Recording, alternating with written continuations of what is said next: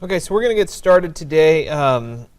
Today's focus is about fabricating scenes in Photoshop. It's about making things integrate, taking things that don't belong in a scene, putting them in a scene, and making it believable such that they actually feel like they're part of the same photograph. And all too often with Photoshop, people do a little bit of Photoshop work. They say, oh, well, I want to stick this one thing over here, and it always looks like it's cut out and stuck on top of the rest of the work. And so my goal with today's lecture is to teach you the proper way of taking something that didn't come from the scene, putting it in the scene, and then making it believable as if it belongs in the scene, such that somebody looking at it would have to look really carefully to see that it wasn't originally there.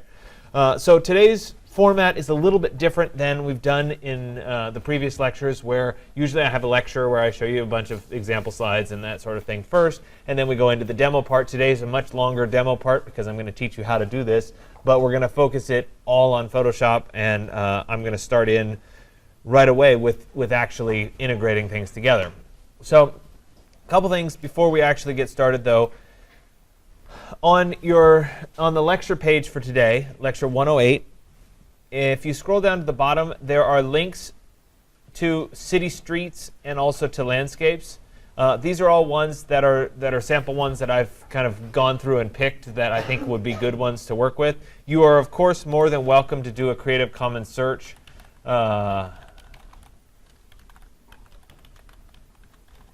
for some kind of a background scene to work with. The problem with a lot of the street scenes is that they end up having too many people to begin with. And so really, our purpose today is basically to put people into a scene. It's nice when there aren't any people because then you have a whole blank slate to work with. If you already have a scene with a bunch of people in it, it's harder to put people in. So you might do city, street, vacant, for example. We'll do a Google image search and see what shows up. Remember, on Google Images, we always want to make sure that we go into our tools, show our tools, go to size, and I would say on this, larger than 2 megapixel would be a good size filter. And the truth is that there's a large number of these that would work out just fine.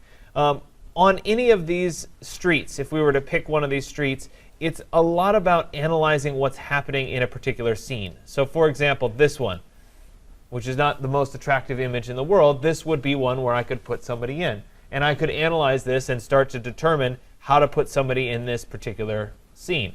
The one that I'm going to do, I've done it before in lectures, and as much as I typically don't like to repeat the same image, I think it's a really good one because it shows a lot of things that are happening, and it makes it easy to kind of understand.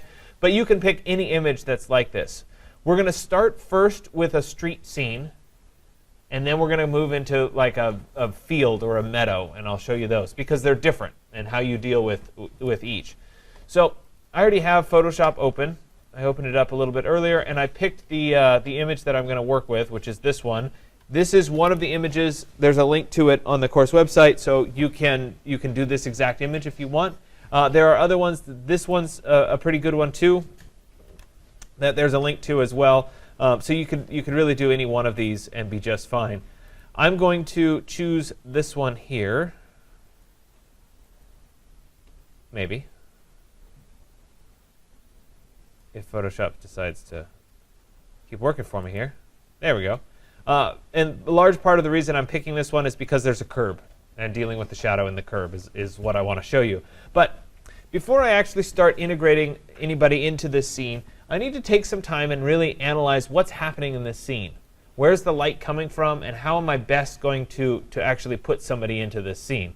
So first off, as I start to look at the scene, I want to decide where is what is called the horizon line.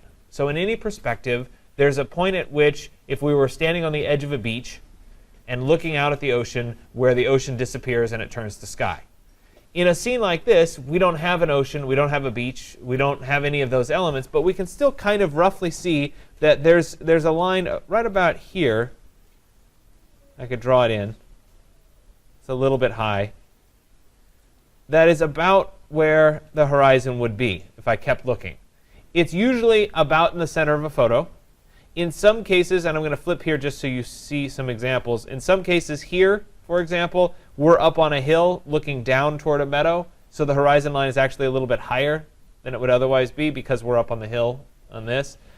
Sometimes you're looking slightly uphill. This one, the horizon line, is right about there. Take some practice to see where that horizon line is. Here's one where we've got some ocean out there. We can kind of see where that horizon would be. It's a little bit easier in that context to set that one up. So I want to identify where that horizon line is. And then I also want to think about where are my vanishing points. And so in this particular perspective, it's a one-point perspective. All the lines in the drawing recede to one point, and this can also help you identify where the horizon line would be, because the horizon line also goes through that vanishing point. You don't have to draw on yours. I'm doing these lines as examples just so that you can kind of see what I'm talking about. So for example, here, this line, if I were to keep going off into the distance, would be roughly like that. This line here, if I were to keep going, would end up off into the distance roughly like that. These light poles here, if I were to connect all of them, they'd be coming down roughly like that. You know, they're in different places, they're not quite right, but essentially I'm trying to identify where these lines are and how they end up connecting, and it's usually right around a point here somewhere. And like you can see here, the horizon line's there. It's not perfect, but that's roughly what I'm looking at in terms of the perspective. So that's going to help me place people. Most important thing is the horizon line. So I'm going to leave that one on for just a second. Now the next part is I want to look at the light conditions in this particular scene. So in this one, I can tell based on the shadows, I've got a lot of long shadows being cast here. I can tell that the sun or the light is coming from slightly behind me as I'm looking at this photograph, and it's on this right side of the image, casting over the shoulder, coming down this way. Does that kind of make sense? Do you guys see that light condition? If I were to flip to this image, for example, shadows are in a similar placement. You know, there's the dumpster, there's the shadow, there's another longer shadow, there's the tree shadows. It's a little bit closer to being even with me. It's not quite as far behind me, but it's roughly in the same general place. If I were to, let me open a couple other images just so that we can contrast them.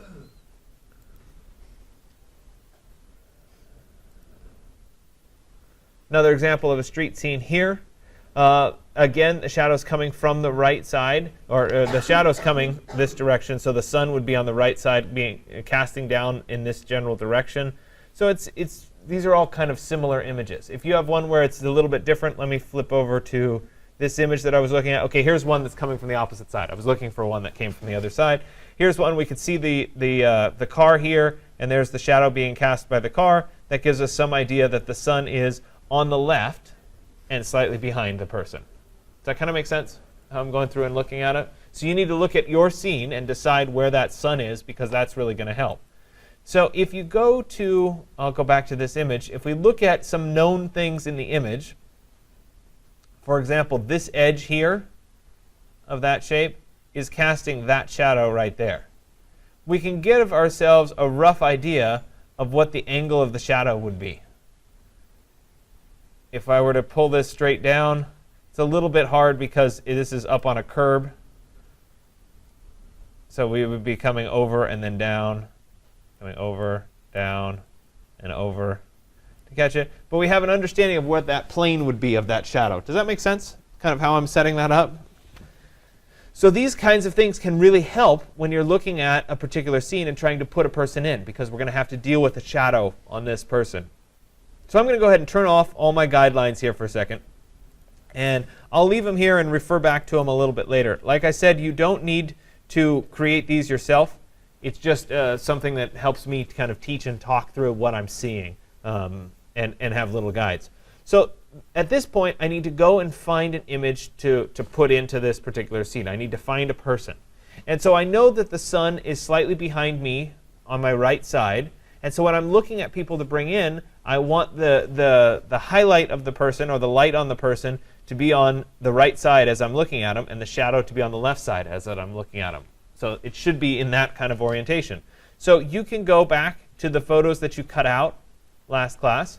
You could also go into the student work section, and you can look under exercise 108. And you can see a lot of the people, sorry, 107. I'm off. You can see a lot of the work that people have done. This is the current work. You could also go into the Resources tab, go to Collage Images, and this will take you to some of the more popular ones that have been done before. We can go into More People, and we can look through. Now, as I'm looking through examples, so here's a person, for example. As I'm looking at this, I want to look at the person and see where the shadows are being cast on this particular person.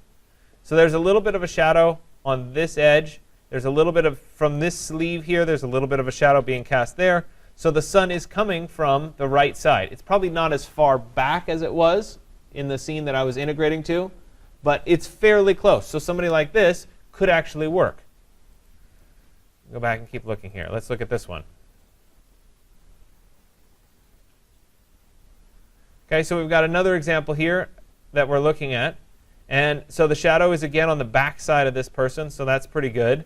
But we can also see that some of the shadow is creeping around this edge. So the sun is almost perfectly even with the person as opposed to being further back. Do you guys see how I'm kind of analyzing that? This can make a big difference as you start to integrate these people in terms of how they work.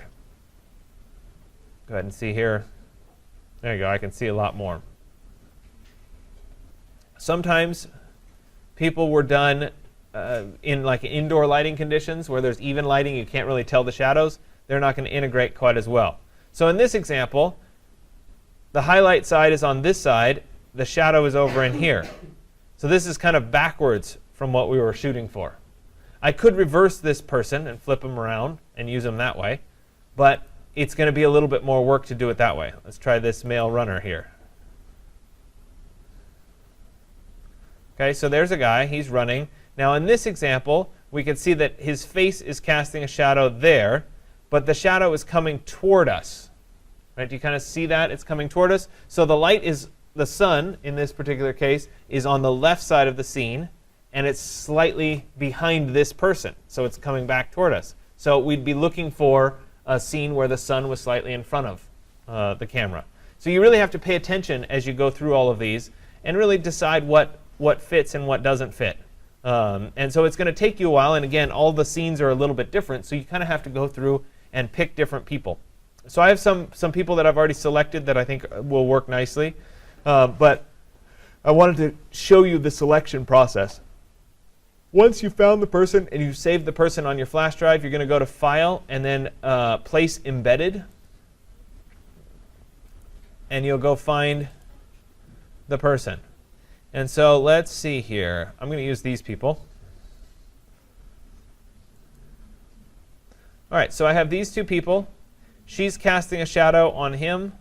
The shadows are on this edge. Not too much shadow, just a little bit. So this feels fairly accurate to what's happening in the scene from a light standpoint. If the scene was the opposite, so if I went to the, I really should download this image just so that I can show you this in contrast.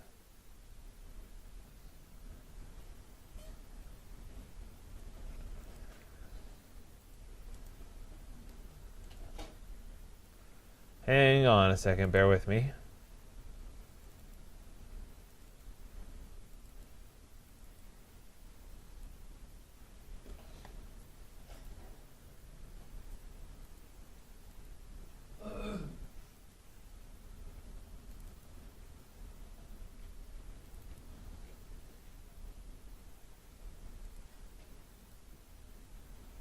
So if I were putting those same people into this particular scene, again, I go to File, Place Embedded, and we'll go back to the same two people. And I put them here. See how the shadows really don't match? And they immediately feel like they don't belong anymore. So in this particular context, I'd have to go up to Edit and then Transform, and I can reflect. Or excuse me, I'm in Illustrator for a second. I can flip vertical, horizontal, flip horizontal there. And now when I flip those two, the shadows are on the correct side. So you can always do that to an image. If you're close but it's backwards, you can flip it. But I wanted to just kind of point that out so you could see that in contrast. So let me go back to my original scene here. And I'll go to File and then Place Embedded. And we'll put those two people back in. There they are. I'll commit to them being in the scene, like that. So now, right now, if they were in the scene, is there anything wrong? Yeah, they're way too big. Okay? So they're like giants walking down the street. So the first thing we need to do is we need to get their scale correct. We need to think about them in context. And the trick to this is we can bring back that horizon line that I was talking about earlier. Sorry, it's this one right here. There we go. And this is going to help guide us quite a bit. So let me go ahead and go back into, I can do a free transform. It gives me a box to work with. As I adjust them, I'm going to make sure I hold down Shift so they stay in proportion and they don't get too skinny or too fat. I'm going to hold down Shift, and I'll start to shrink them down. Now, as I shrink them down, you'll see, and a lot of you can do this visually, you'll see that there's a point at which it's like, OK, they kind of feel like they're about the right height. Well, the magic of this is, generally speaking, your eye level is going to be right at about the horizon line. And that's because the photographer typically shot the image at about eye level. So our eyes are roughly going to be at the horizon line. Now, obviously, he's a little bit taller than she is, so I'm kind of averaging it out a little bit. Now, right now, they're standing right at the edge of this picture, but they feel like they're in the correct scale. If I want them to go further back in the picture, I don't shrink them down this way.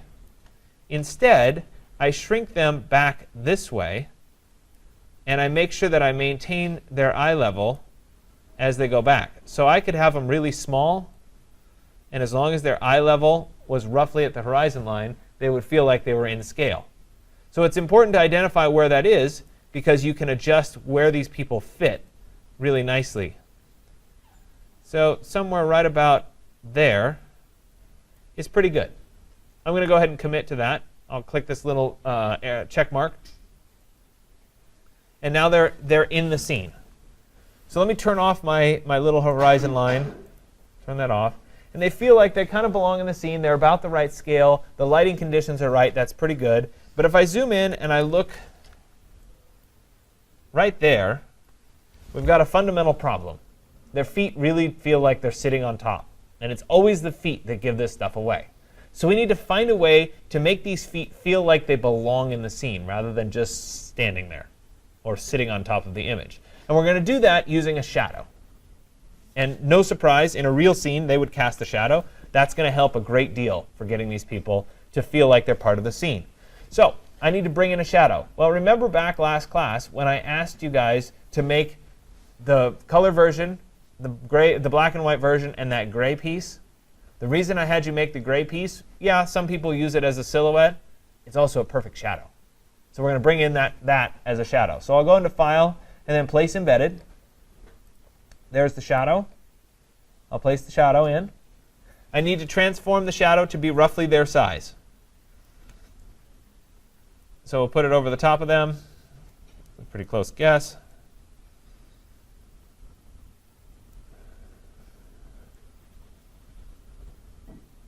There you go, right about like that. Now I can go ahead and commit to that. Now I need the shadow to match up with the same kinds of shadows that are happening in the scene. And as you integrate, this is going to change depending on what your original image is. And so to work with this shadow, let me do a little bit of work on my layering here. This here, the people one gray, is the shadow. So I'm going to change that to be shadow. And I'm going to change this to just be people. I'm also going to put the people on top of the shadow eventually. I'm not going to do it yet, but I will end up changing that.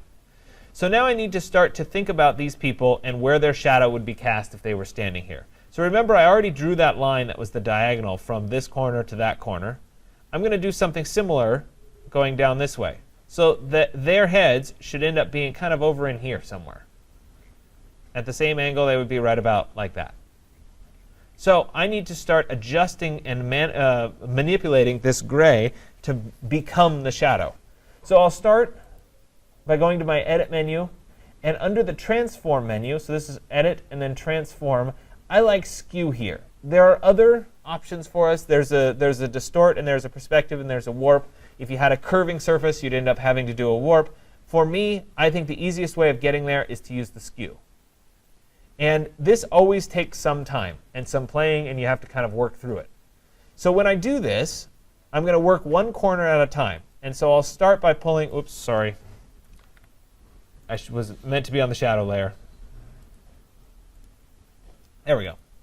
Edit, transform, and then skew. And I'm going to pull one corner at a time. So I'll start by pulling this corner over, and I'll pull that corner over. Then I'll pull this corner down, and that corner down. I'll pull this corner over, and this corner over. I'll pull that down, and pull that down. Now, I know that I will make this look a lot easier than it is because I've practiced at doing this and kind of working through it. It will take you a lot longer to get it right, and that's okay. That's to be expected. So the other thing that tends to happen is the top of the shadows tend to be converging just a little bit. The bottoms tend to be a little bit wider. As I start to get this down in position, I may have to zoom in just a bit. I need to pay attention to where the feet fall. So this needs to come over such that that foot and that foot are roughly there on the two people. Probably needs to go up a little bit. I'm going to use my arrow commands to adjust that, like that. And their walking feet, there probably is just a little bit of a gap between the shadow and their foot there. So you see how I'm kind of manipulating and working that. So that end's starting to look pretty good. The shadow's going too far. It needs to come back around this direction just a little bit more. So let's pull it this way and pull it this way. Pull it back a little bit shorter. That's probably a little bit more like that. We'll go back to their feet and revisit them. They may need a little bit of an adjustment there.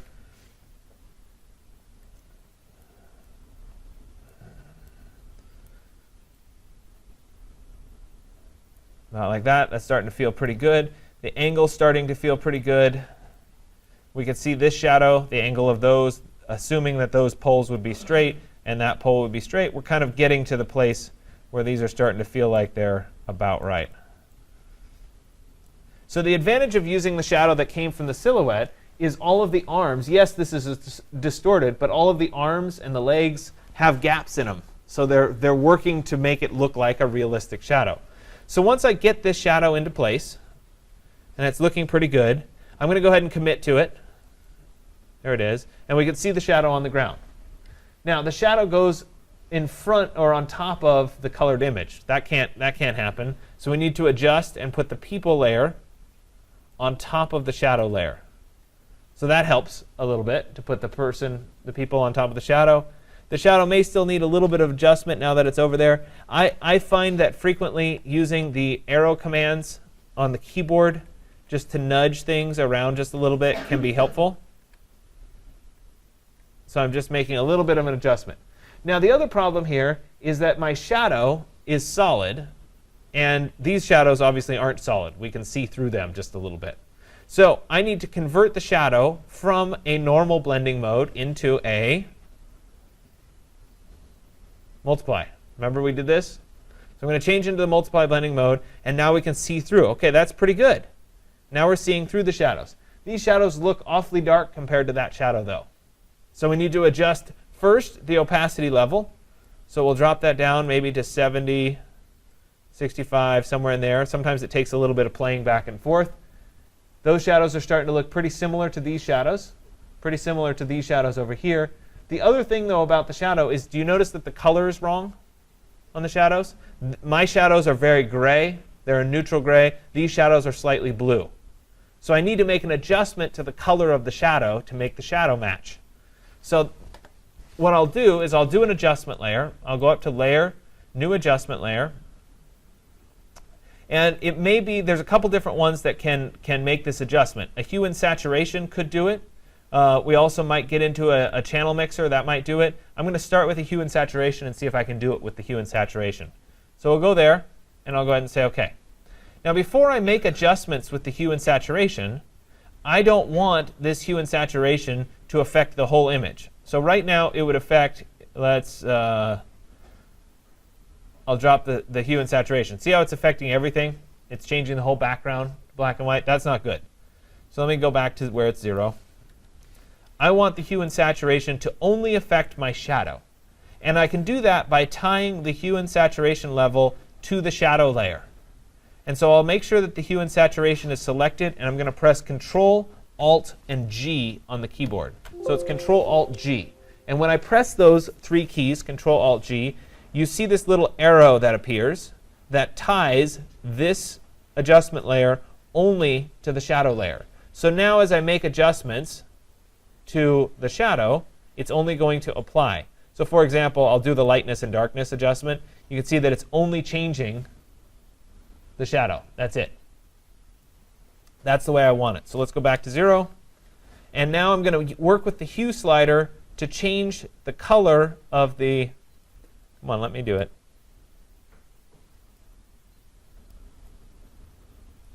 To change the color of the shadow to be more blue. And of course, it's not doing what I want it to do. Let me up the saturation a little bit and see if it's going to change.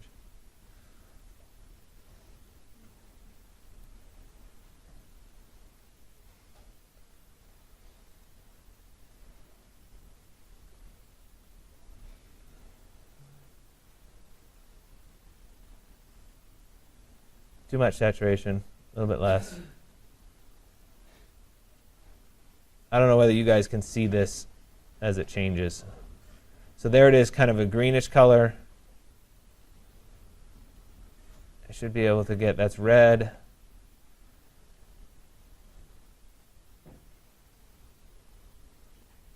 There's the blue. It's a little bit too dark, so we could do the adjustment, we could do the lightness, but we could also come back and change our opacity on the shadow layer to be down a little bit more, like that. And it may take a little bit more playing to get them exactly correct. The last thing that I want to do is I want to add, you can see right now if I look at the shadow carefully, the edges of the shadow are really sharp. I need to take those edges and I need to blur them out a little bit the way that these shadows would be blurred out. So I'm going to go up to my filter, and I'll go to Blur, and I'm going to choose a Gaussian Blur. And when I choose the Gaussian Blur, I have the option to choose how many pixels of radius the blur is going to be. You can play around with this value, and you can see how blurry it becomes, all the way from nice and sharp up. Usually somewhere in the neighborhood of 1, 1.1, 0.9 is about right. So there I am. I'll go ahead and say OK. And now that shadow has a little bit of a blur to it, just like these shadows have a little bit of a blur to them. The color still seems off to me. I'm not happy with how that's adjusting. Let me see if I can adjust it with something else. Let me do a color balance on it. Again, Control-Alt-G. I'm going to turn off my hue and saturation. And let me see if I can add some more blue. There we go. There we go. So I was more successful with the color balance to be able to push up that blue value just a little bit. I don't know whether you guys can see it on the screen. It may just be me being picky. Yeah, there you go. You can see it happen where it changes. So in that case, that worked a little bit better. So sometimes when you're just not satisfied, it's not working the way you want it to, don't be afraid to try something else. So in that case, the color balance worked a little bit better. I could get rid of the hue and saturation. In this case, it's turned off. That's fine. And so now those two feel like they're part of this scene. And you can see that their feet no longer feel like they're floating. They feel like they're grounded. They're at ground level. They have a shadow, so they feel like they belong in the scene. The color of these people is probably a little bit too saturated for the scene. Everything's a little bit muted in the scene. So I might do on the people, I might do a hue and saturation adjustment. So I'll go to Layer, New Adjustment Layer, Hue and Saturation. Again, Control-Alt-G to tie it to just the people layer. And then we'll drop that saturation value down just a little bit.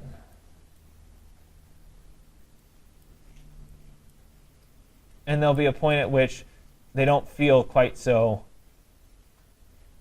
stand out, if that makes sense. So it's a subtle thing, but it makes them feel like they're a little bit more part of the same scene. So that's integrating something into a scene. I'm going to take it one step further on this scene because I want to deal with the shadow going up and over the curb. So I'm going to use another person. I'm going to put one more person in the scene. You only need to put one person in each scene. I'm double checking what I'm asking for. Hold on a second.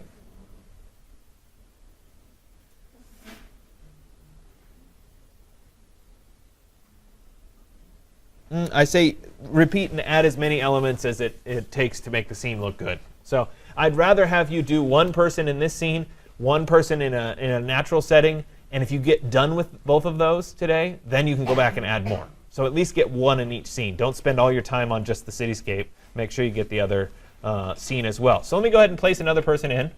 I'll go to File, Place Embedded. And this time I'm going to use this girl. And I'll go ahead and place her. Now, as soon as she comes in, I'm looking at her lighting conditions. The shadows are on this side, and the highlights are on the back side. So this is fundamentally backwards from the direction I want it to be. So first thing I need to do is flip her. So I'll go to Edit, Transform, and we're going to flip horizontal so that she's facing the correct direction. The shadows look correct. Next thing I need to do is shrink her down so that her eye level is appropriate. So we have where their eye level would be. We'll move her over a little bit. I think she needs to become a little bit smaller.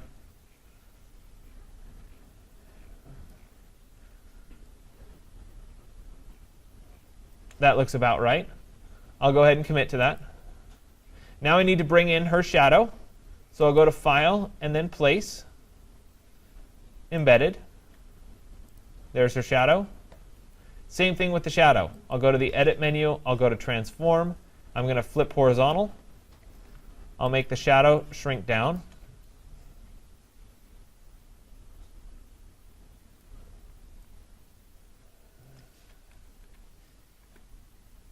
All right. So there it is. You don't technically have to make the shadow match the person exactly, because obviously when I do the skew, I'm changing it. But somehow for me, it always helps to start with the shadow being the same size and then work from there. So I'm going to go ahead and commit to the shadow being the same size. There it is. And then I'm going to start on my skew process. So I'll go up to Edit. I'll go to Transform, and I'm going to go to Skew. And I'm going to start working my way over and down. One of the nice things about skew is it always helps you keep things in a line, because you're only ever moving the corners in one direction or the other at once. So you can't end up twisting anything. It kind of stays in plane as you work your way around. So let me keep going here.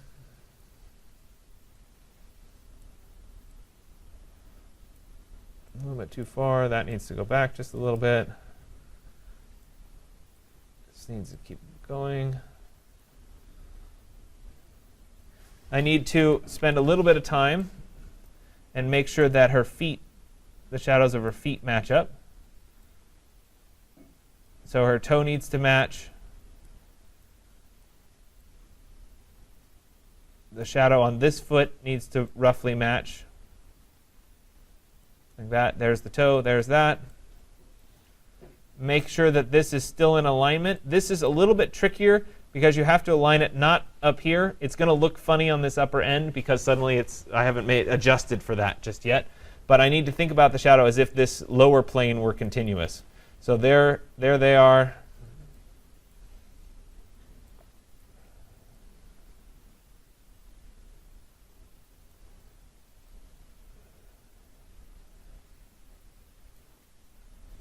That's feeling pretty decent. Sometimes you have to step back and you have to kind of look at it, make sure that the angles feel right. Yeah, that feels about right.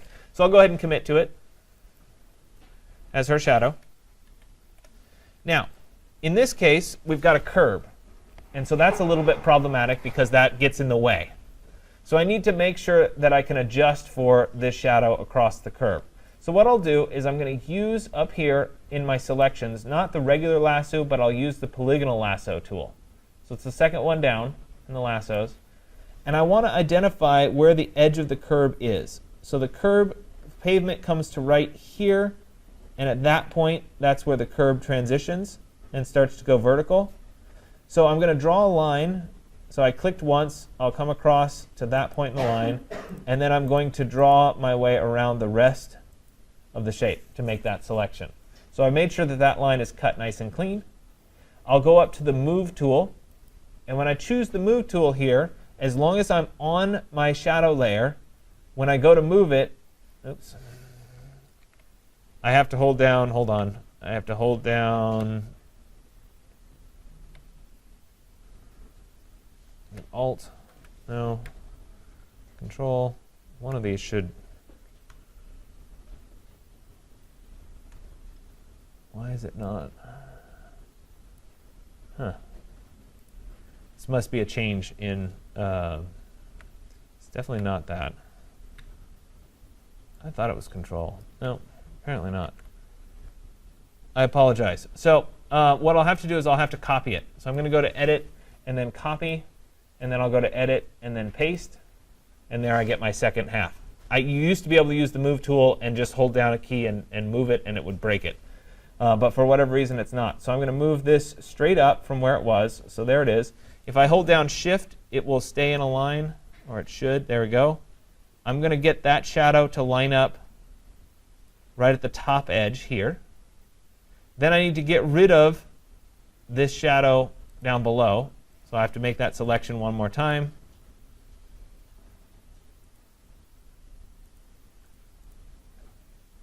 Like that. I'll go ahead and press Delete. Sorry, it's on this one. Ah, maybe that's why it wouldn't do it. It's a smart object. I'm going to rasterize the smart object. So I'll right-click on the object, rasterize, and I bet now it would do it on the move. Yep. There you go. It would do it. I knew I missed something. Let me back up a second and show you it in the correct order. OK, so there I am with my original selection. I hadn't rasterized. This was a smart object. I missed that. I'll come over here. I'll right-click, and I'll say Rasterize Layer. Now I can go to my Move tool, and I can move this straight up. I'm going to hold down Shift until I move it up to match the top. Now, technically speaking, in the way that the shadow would work, some of this height would be reduced because I went up vertical and then I went flat. That's a little bit too much to keep track of and to worry about, so I'm going to just move it straight up across this curve. But I need to fill in the shadow right here as well. So I'm going to use my Polygonal Lasso again, and I'm going to make a selection from right here down to this edge, over to that edge, back up to this edge, like that. Then I'm going to paint using this color right in there. So I'll go to the paintbrush tool, and I'm going to sample, using the eyedropper, that color, and it should give me that gray. Then I'll use the paintbrush tool on this layer here, and I can paint in that gray like that. So now my shadow comes over, goes up, and goes over, which is what I want. Zoom in a little bit. Looks like I made a little bit of a mistake there. I'll come back with my paintbrush and correct that, I hope. Oh, come on.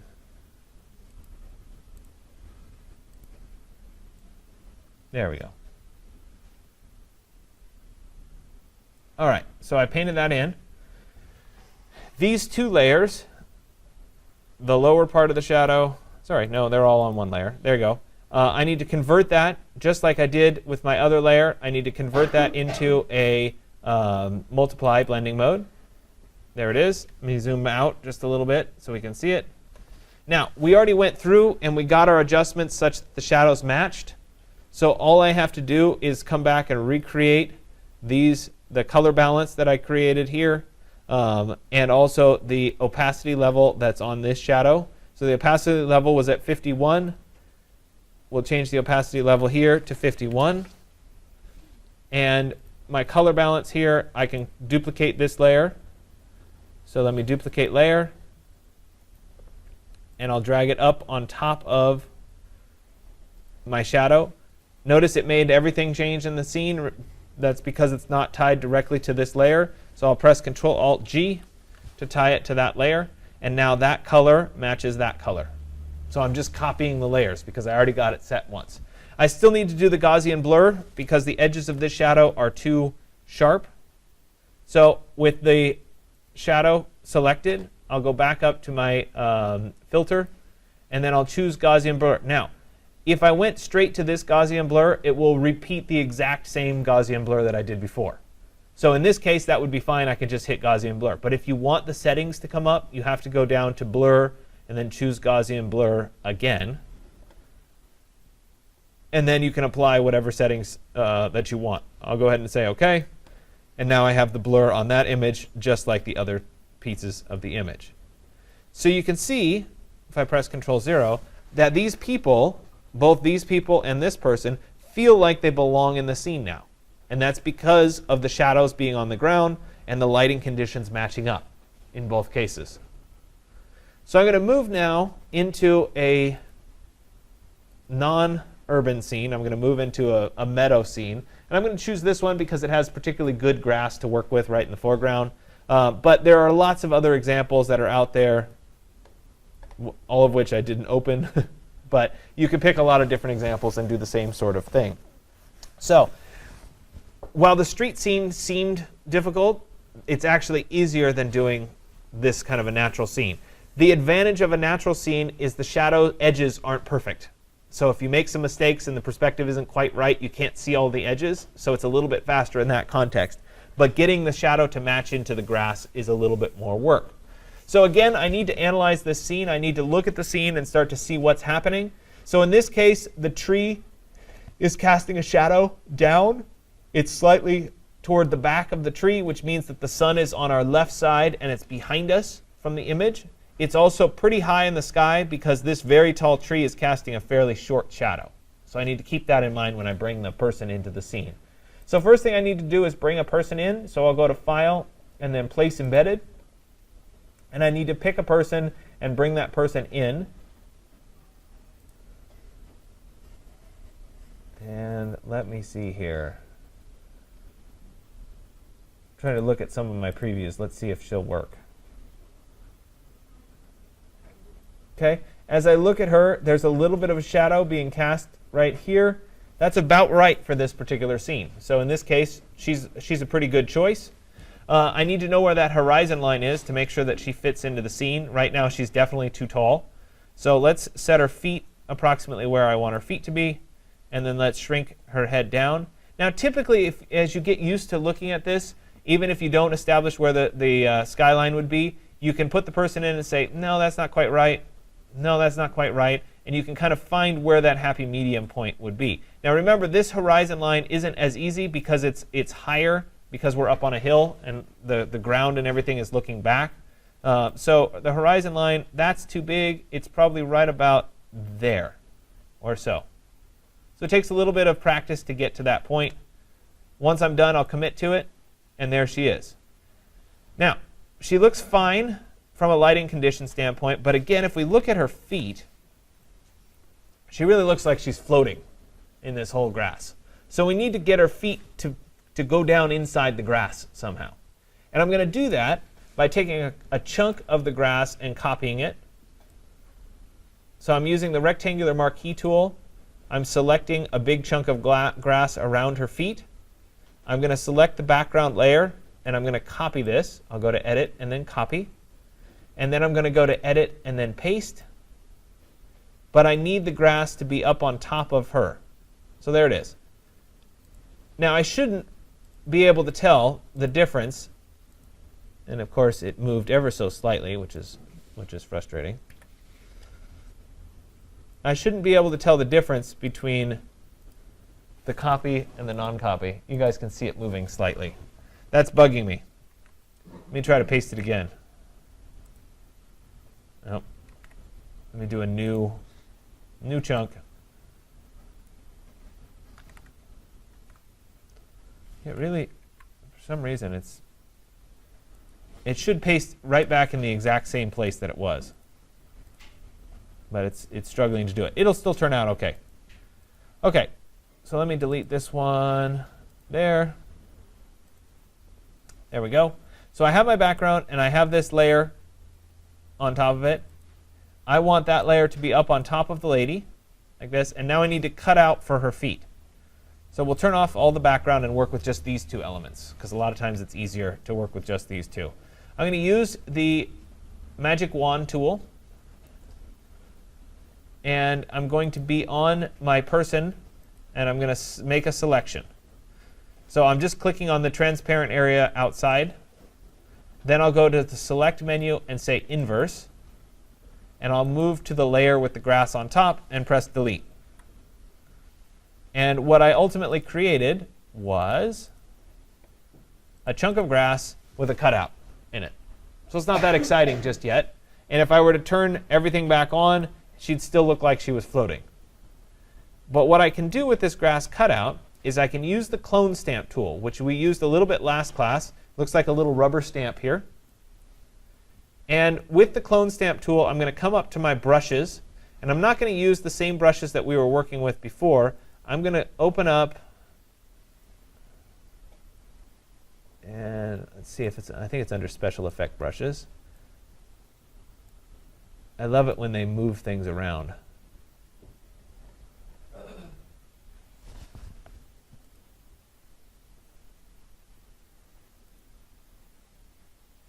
Don't tell me they got rid of the grass brush.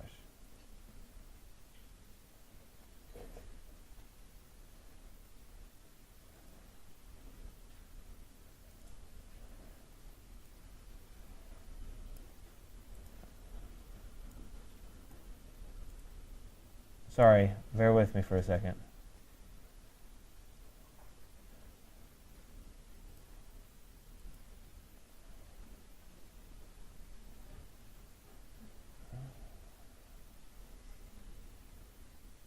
Okay, so I apologize for this, but Photoshop in all its wisdom got rid of the grass brush, which is critical for this. So once you have your brushes open, click the little gear icon and choose Legacy Brushes, which will open up the Legacy Brushes. And under the Legacy Brushes, under the default brushes, as you come down here, there are two grass brushes. There's a grass brush and there's a dune grass brush. In our case, the grass is really tall, so dune grass might work. I'm going to work with just the plain grass for right now. It's right here.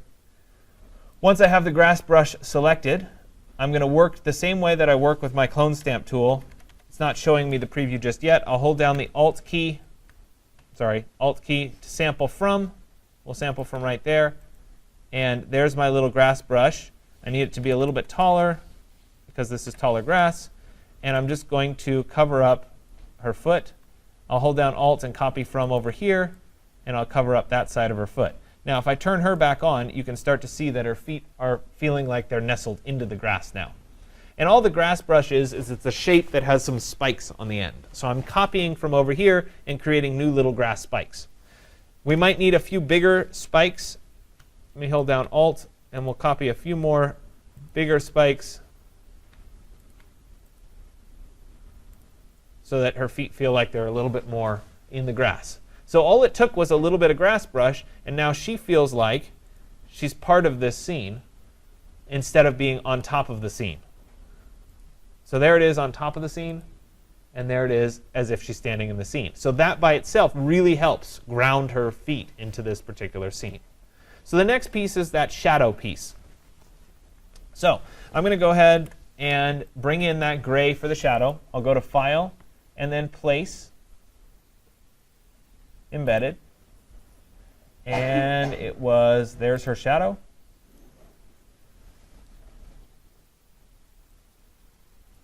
Needs to be a little bit smaller.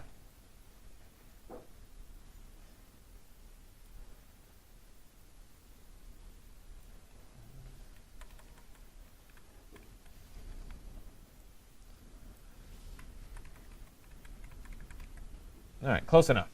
And I'll go ahead and commit to it. I'm going to use the skew command just like I did last time. The difference here is that the shadow is going to be much shorter because of how tall this tree is and how short that shadow is. I can tell that it's going to be shorter. So I'll go back into my Edit, Transform, and then Skew. And so we'll start to bring that shadow over and down and over and down. Over a little bit more, and down. Probably need to do a little work with her feet.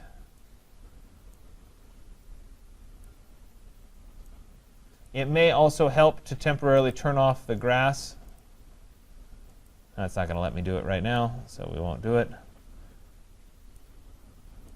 Like I said, her shadow should be shorter. Keep working her shadow back. And that feels about right. So my angle feels about right, the shadow feels about right. I'm willing to go with that there. I'll go ahead and commit to it. There it is. And like I said, the positioning of the shadow in this world is a lot easier because it doesn't have to be quite right, because you're never going to see the edges once we finish. Let me turn off and just look at the shadow there. Now, if I look at this particular shadow, you can see how at the bottom edge of this tree's shadow, we could see the grass kind of standing up in front of the shadow. And we can also see some dark pieces of grass standing up at the rear of the shadow. We need to be able to recreate that on this shadow. Right now, if I took this shadow and I went into multiply mode, it's going to look like a very sharp shadow right on the edge. So we need to fix that. I'm going to turn everything off and work just with the shadow layer. And remember, it's a multiply shadow. So anything that's white becomes transparent, and anything that's gray or dark will become the shadow. So I'm going to do two things. The first thing that I'll do is I'm going to add some grass in this gray color at the back edge of the shadow. So I'm going to use the clone stamp once again. Let me go ahead and rasterize this layer before I start. I'm going to use the clone stamp once again, and I could copy from, if I held down Alt, I could copy from this gray and try to do the gray here, but it's not a lot of gray to work with. And so I always feel like you're going to run out of copying room. So what I like to do is give myself a nice big rectangle down here at the bottom filled with that same gray. So I'll come back, use the eyedropper tool to make sure I get the same gray. Now, if I had created this, I would know that this is the same 75% gray that I created it with, in which case I could just pick that color. I'm using somebody else's cutout for this, and I don't know for sure that they picked that 75% gray, which is why I'm using the eyedropper to get the gray, because I don't know for sure. I'll go ahead and paint that. Let me make my paintbrush a little bit bigger here, and we'll paint that all in gray. I have to deselect, so I'll go back to the rectangular marquee, click once to deselect, and then I'll go over to my clone stamp tool. At this point, I'm going to copy from the middle of this gray region. I'll hold down Alt, copy from here, and I'm going to come up here. My brush needs to be a little bit smaller, maybe about like that, a little bigger, a little smaller still. And I'm going to work along the back edge of this particular shadow. So I'm there I ran out of shadow space. So I have to come back and go to Alt, copy from here, and we'll work our way down at that edge.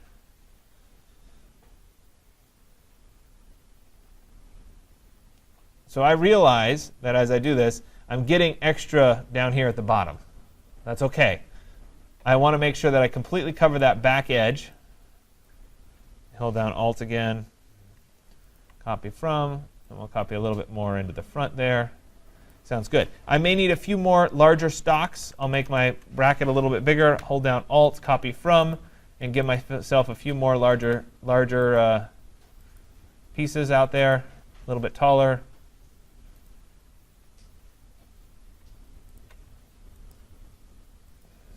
All right, sounds pretty good. Didn't like that last one. There. Now, on the front edge, instead of doing gray, I'm going to change this big rectangle, and I'm going to make that big rectangle white. So I'll flip my colors so that white is my foreground color. I'll go back to my brush, and I'll paint this whole thing in white. Again, a rectangular marquee, single click to deselect. I'll go back to my clone stamp tool here. Hold down Alt, click once to start my selection. Let's make this a little bit smaller. And I'm going to do white along this front edge.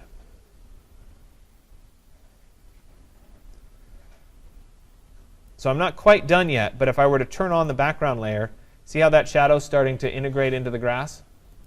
That's the goal. So I'll hold down Alt, and we'll work our way along this edge too. Oops, I ran out of space. Keep copying here. I may need to make my bracket a little bit bigger. Alt, we'll do a few more larger bunches of grass there.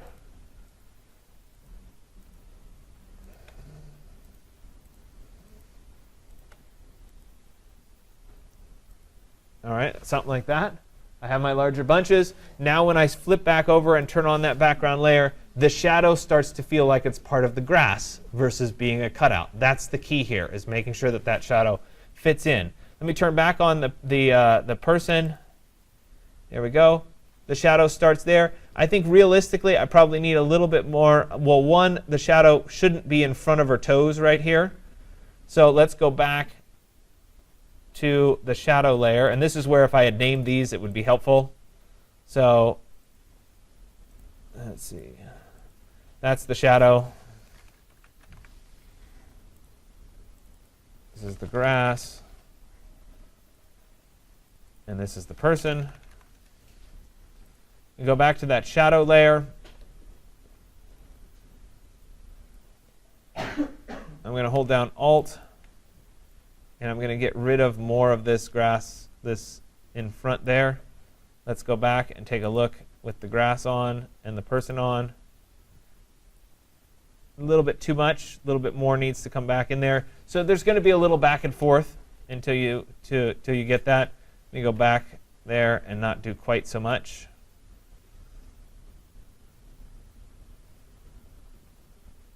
Yeah, probably about like that. I probably could use a little bit more of the shadow toward the back here where her back foot would be. So I could go back to the shadow. In this case, it's easier to turn everything off. I need to fill this in with gray, so we'll flip and paint. I'll go back to my clone stamp. Oops, sorry, rectangular marquee, single click, then go to my clone stamp. Let me go back to having everything on. I'll get rid of that in a second. Maybe make this a little bit smaller. Alt copy from, and we'll move some of that shadow over in there. So I'm just adjusting a little bit so that we're getting that shadow the way we want it. I do need to make sure that that rectangle goes away because I don't want that shadow to stay, so we'll delete it. And then we can go back to having everything turned on. And there you go. Her shadow is cast in the grass. We've got the spires of grass. If I press Control-0 so we can zoom out, the shadow now feels like it's part of the scene versus not being part of the scene. So it's a little bit different technique to integrate shadow in grass, but it makes a big difference to add that. And so in either one of these, whether it's this one or whether it's the first one that I did, if I can find that one, our goal is to make it feel like the people were actually in the scene when we took the photo. And so a lot of this is lighting, getting the shadows right, etc. On the grass version, I didn't have to do the Gaussian blur on the edges because it has the grass spires on the edges. I manually created those to integrate them. So I know it's a lot to take in today. There's a lot to do. There's a lot to practice. But the best way to really understand how to integrate things is to do this. This same strategy will come into play at the end of the semester, so it's not something that we do once and forget. You'll use it today. You'll use it to do your assignment, which is due next Monday, a week from today. And you'll also use this at the end of the semester when we do our collage work from SketchUp into Photoshop and making our elevations and our sections and whatever. So it's important to kind of grasp this. And if you're really good at doing this, it's going to pay dividends long term in the design field because you can always do this kind of collage work in Photoshop. Are there any global questions? No? Okay, I'll let you guys get started. If you get hung up on something, let me know, and I'll come around and help you.